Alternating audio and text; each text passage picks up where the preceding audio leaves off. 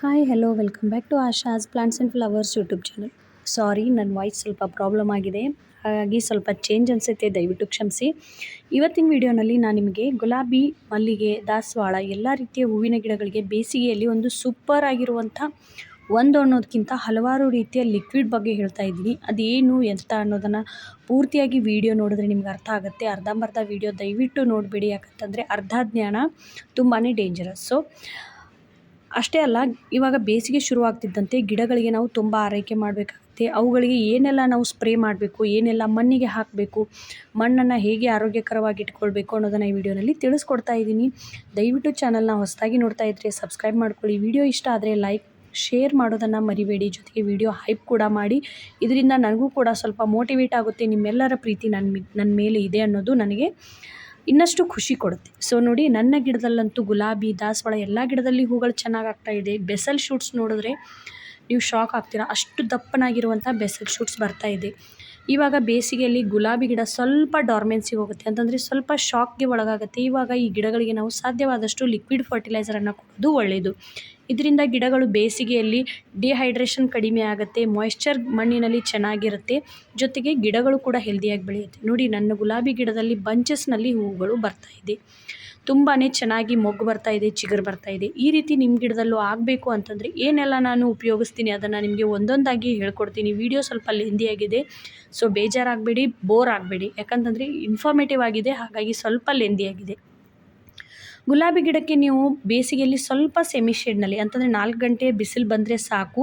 ಅದಕ್ಕಿಂತ ಹೆಚ್ಚಿಗೆ 1 ಗಂಟೆ 2 ಗಂಟೆ ಬಿಸಿಲನ್ನು ಸ್ವಲ್ಪ ಅವಾಯ್ಡ್ ಮಾಡಿ. ನನಗಂತೂ ಸಾಧ್ಯ ಇಲ್ಲ, ಯಾಕಂತಂದರೆ ನನ್ನ ಟೆರೆಸ್ ಓಪನ್ ಆಗಿದೆ, ಹಾಗಾಗಿ ಇವುಗಳನ್ನು ಶೇಡ್ನಲ್ಲಿ ಇಡೋಕ್ಕಾಗಲ್ಲ. ಹಾಗಾಗಿ ಹತ್ತಿರದಲ್ಲಿ ಇಟ್ಕೊಂಡಿದ್ದೀನಿ ಗಿಡಗಳನ್ನು.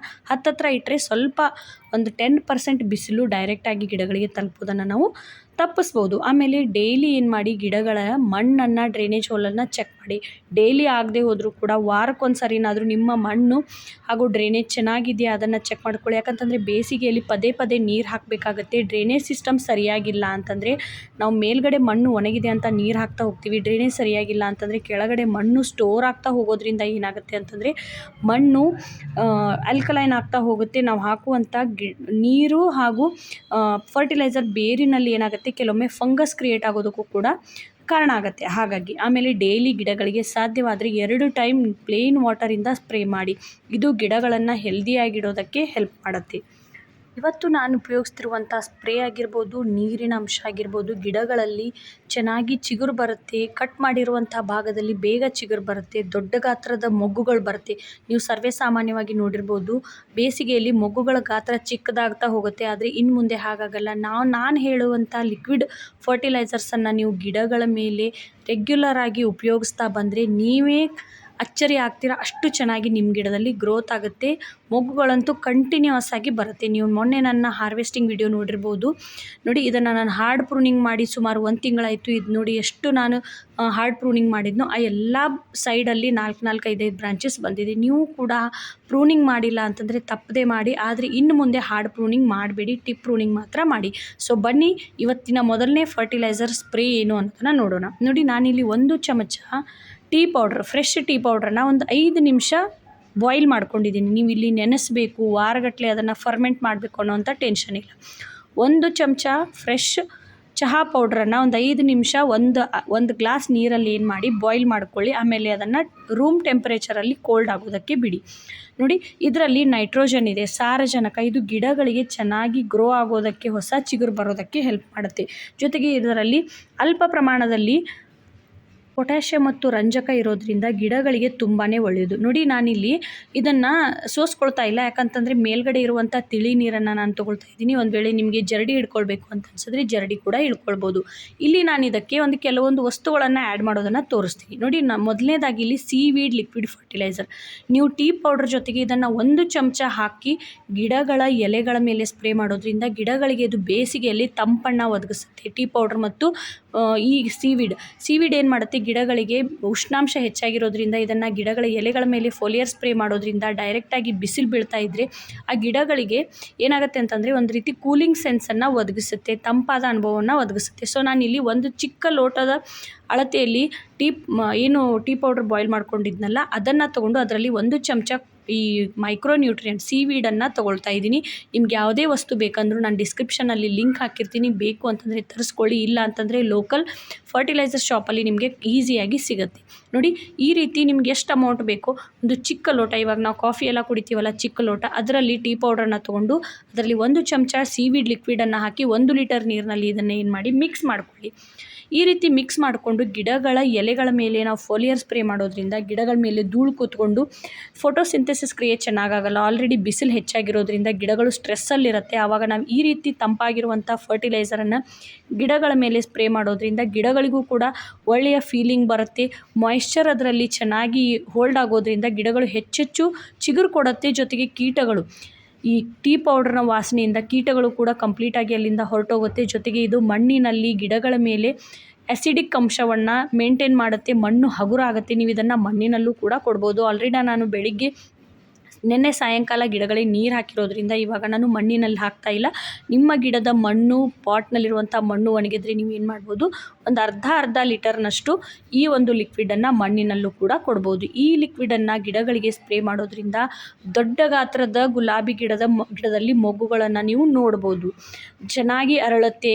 ಆಮೇಲೆ ಗಿಡದಲ್ಲಿ ಮೊಗ್ಗುಗಳು ಹೆಚ್ಚಿಗೆ ಬರುತ್ತೆ. 2ನೇ ಫರ್ಟಿಲೈಸರ್ ಬಂದು ನೋಡಿ, ಅದೇ ಒಂದು ಟೀ ಪೌಡ್ರನ್ನು ನಾನು ಇನ್ನೊಂದು ಚಿಕ್ಕ ನಮಗೆ ಎಷ್ಟು ಬೇಕೋ ಅಷ್ಟು ಅಳತೆಯಲ್ಲಿ ನಾನು ಒಂದು ಚಿಕ್ಕ ಮೆಜರ್ಮೆಂಟ್, ಒಂದು 50ರಿಂದ 100 ml ಅಂತ ನೀವು ಒಂದು ಅಳತೆ ಇಟ್ಕೊಳ್ಳಿ.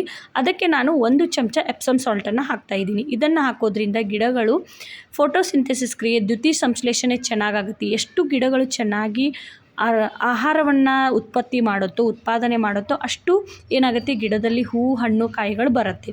ಬೇರುಗಳು ಕೆಳಗಡೆಯಿಂದ ನ್ಯೂಟ್ರಿಯೆಂಟ್ಸನ್ನು ಮೇಲ್ಗಡೆ ಒದಗಿಸುತ್ತೆ. ಆದರೆ ಮುಖ್ಯವಾಗಿ ಎಲೆಗಳೇ ತಾನೇ ಫುಡ್ಡನ್ನು ತಯಾರು ಮಾಡೋದು. ಹಾಗಾಗಿ ಇದರಲ್ಲಿ ಟೀ ಪೌಡರ್ ಜೊತೆಗೆ ನಾವು ಎಪ್ಸಮ್ ಸಾಲ್ಟನ್ನು ಹಾಕೋದ್ರಿಂದ ಮೆಗ್ನೀಷಿಯಮ್ ಸಲ್ಫೇಟ್ ಇದು ಕೂಡ ಆರ್ಗ್ಯಾನಿಕ್ ಮ್ಯಾಟ್ರ್. ಇದರಿಂದ ಗಿಡಗಳಿಗೆ ಯಾವುದೇ ರೀತಿ ತೊಂದರೆ ಆಗಲ್ಲ. ಇದ್ರ ಜೊತೆಗೆ ನಾವಿಲ್ಲಿ ಏನು ಮಾಡ್ತಾಯಿದ್ದೀವಿ, 1 ಚಮಚ ಮೆಂತ್ಯ ಕಾಳನ್ನು ಒಂದು 5 ನಿಮಿಷ ಬಾಯ್ಲ್ ಮಾಡ್ಕೊಳ್ಳಿ. ನಿಮ್ಗೆ ಅನುಕೂಲ ಇದ್ದರೆ ಒಂದು ದಿನ ನೆನೆಸಿ ಕೂಡ ಇಡ್ಬೋದು. ನಾನಿಲ್ಲಿ ಇನ್ಸ್ಟಂಟಾಗಿ ತೋರಿಸ್ತಾ ಇದ್ದೀನಿ. ನೋಡಿ, ನಾನಿಲ್ಲಿ 1ರಿಂದ 1.5 ಚಮಚ ಮೆಂತ್ಯ ಕಾಳನ್ನು ಇದನ್ನು ಕೂಡ ಒಂದು 5 ನಿಮಿಷ ಏನು ಮಾಡಿದ್ದೀನಿ, ಬಾಯ್ಲ್ ಮಾಡ್ಕೊಂಡಿದ್ದೀನಿ, ತೊಗೊಂಡಿದ್ದೀನಿ. ಇದನ್ನು ಕೂಡ ನೀವು ಟೀ ಪೌಡರ್ ಹಾಗೂ ಎಪ್ಸಮ್ ಸಾಲ್ಟ್ ಏನು ಹಾಕಿದ್ದೀವಲ್ಲ ಅದರಲ್ಲೂ ಕೂಡ ಇದನ್ನು ಒಂದು 50ರಿಂದ 100 mlನಷ್ಟು ಏನು ಮಾಡ್ಬೋದು, ಮಿಕ್ಸ್ ಮಾಡ್ಕೊಂಡ್ಬಿಟ್ಟು ಗಿಡಗಳಿಗೆ ಸ್ಪ್ರೇ ಮಾಡ್ಬೋದು. ಇಲ್ಲ ಅಂತಂದರೆ ಸಿಂಗಲ್ಲಾಗಿ ಕೇವಲ ಮೆಂತ್ಯ ಕಾಳಿನ ನೀರನ್ನು ನೆನೆಸಾಗಿರ್ಬೋದು, ಬಾಯ್ಲ್ ಮಾಡಿ ಅಂತಂದರೆ ಕುದಿಸಿ ಕೂಡ ನೀವೇನು ಮಾಡ್ಬೋದು, ಗಿಡಗಳ ಮಣ್ಣಿನಲ್ಲೂ ಹಾಕ್ಬೋದು, ಎಲೆಗಳ ಮೇಲೂ ಕೂಡ ಸ್ಪ್ರೇ ಮಾಡ್ಬೋದು. ಇದು ಕೂಡ ಟೀ ಪೌಡರ್ನಂತೆ ಕಹಿಯಾಗಿರೋದ್ರಿಂದ ಇದು ಗಿಡಗಳಲ್ಲಿ ಫಂಟಾಸ್ಟಿಕ್ ಅಂತಂದರೆ ಹೇಳೋದೇ ಬೇಡ, ಅಷ್ಟು ಚೆನ್ನಾಗಿ ರಿಸಲ್ಟನ್ನು ಕೊಡುತ್ತೆ. ಎಲೆಗಳು ಶೈನಿ ಆಗುತ್ತೆ, ಚೆನ್ನಾಗಿ ಗ್ರೋತ್ ಕೂಡ ಪಡ್ಕೊಳ್ಳುತ್ತೆ. ನೋಡಿ, ಇದರಲ್ಲಿ ನಾನು ಮತ್ತೆ ಪುನಃ 1 ಚಮಚ ಸೀವೀಡ್ ಲಿಕ್ವಿಡನ್ನು ಹಾಕ್ತಾಯಿದ್ದೀನಿ. ಇದು ಕೂಡ ಗಿಡಗಳಿಗೆ ತಂಪನ್ನು ಒದಗಿಸುತ್ತೆ. ಇದೆಲ್ಲ ನಿಮಗೆ ಗೊತ್ತೇ ಇದೆ.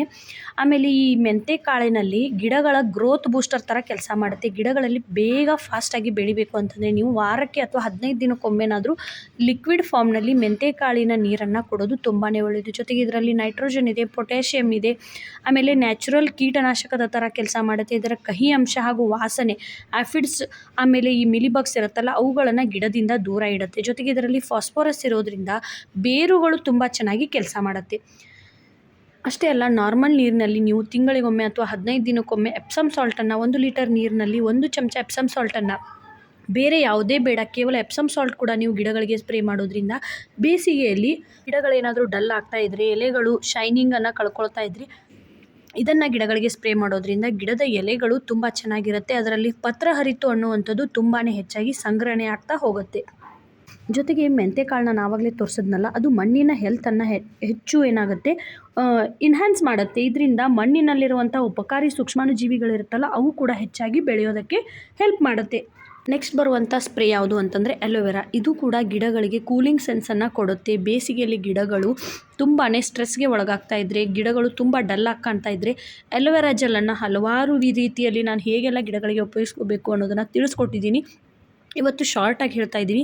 1 ಎಲೆ ಅಥವಾ 1 ಚಮಚ ಇದರ ಜೆಲ್ಲನ್ನು ಮಿಕ್ಸಿಯಲ್ಲಿ ರುಬ್ಬಿ 1 ಚಮಚ ಇದರ ಒಂದು ಪಲ್ಪನ್ನು 1 ಲೀಟರ್ ನೀರಿನಲ್ಲಿ ಹಾಕಿ ನೀವು ಗಿಡಗಳಿಗೆ ಸ್ಪ್ರೇ ಮಾಡ್ತಾ ಹೋದರೆ ನೋಡಬೇಕು ನೀವು, ನಿಮಗೆ ಅಮೇಝಿಂಗ್ ರಿಸಲ್ಟ್ಸ್ ಖಂಡಿತ ಸಿಗುತ್ತೆ. ಆಮೇಲೆ ನೋಡಿ, ಈ ಮೆಂತ್ಯ ಕಾಳಿನ ಒಂದು ಲಿಕ್ವಿಡ್ ಇದೆಯಲ್ಲ, ಇದರಲ್ಲಿ ನಾನು ಒಂದು 50 mlನಷ್ಟು ಮೆಂತ್ಯ ಕಾಳಿನ ಲಿಕ್ವಿಡನ್ನು ತೊಗೊಂಡು ಅದರಲ್ಲಿ 1 ಚಮಚ ಸೀವೀಡ್ ಲಿಕ್ವಿಡನ್ನು ಹಾಕ್ತಾಯಿದ್ದೀನಿ. ಇದನ್ನು ಹಾಕೋದ್ರಿಂದ ನೀವು ಯಾವುದೇ ಫರ್ಟಿಲೈಸರ್ ಹಾಕಿದ್ರೂ ಕೂಡ 2 ಮಿಕ್ಸ್ ಮಾಡಿ, ಒಂದು ಟೀ ಪೌಡರ್ ನೀರು ಸೀವೀಡ್ ಅಥವಾ ಟೀ ಪೌಡರ್ ನೀರು ಎಪ್ಸಮ್ ಸಾಲ್ಟ್, ಟೀ ಪೌಡರ್ ನೀರು ಹಾಗೂ ಮೆಂತೆಕಾಳಿನ ಲಿಕ್ವಿಡ್, ಈ ರೀತಿ ಯಾವುದಾದ್ರೂ ಎರಡನ್ನು ಕಂಬೈನ್ ಮಾಡಿ ನೀವು ಸ್ಪ್ರೇ ಮಾಡ್ಬೋದು, ಮಣ್ಣಿನಲ್ಲಿ ಹಾಕ್ಬೋದು. ಇಲ್ಲ ಅಂತಂದರೆ ಕೇವಲ ಸಿಂಗಲ್ ಆಗಿ ಕೂಡ ನೀವೇನು ಮಾಡ್ಬೋದು, ಬಳಸ್ಬೋದು. ಇವತ್ತು ಒಂದು ಲಿಕ್ವಿಡ್ ಯೂಸ್ ಮಾಡಿದ್ದೀರಾ ಅಂತಂದರೆ 8 ದಿನ ಬಿಟ್ಟು ಮತ್ತೊಂದು ಲಿಕ್ವಿಡನ್ನು ನೀವು ಸ್ಪ್ರೇ ಮಾಡ್ಬೋದು. ಆಮೇಲೆ ನೋಡಿ, ಮಜ್ಜಿಗೆ ಅಥವಾ ಮೊಸರು, ಹುಳಿ ಮೊಸರು, ಇದನ್ನು ನೀರಿನಲ್ಲಿ ಡೈಲ್ಯೂಟ್ ಮಾಡಿ 1 ದಿನ ಬಿಡಿ.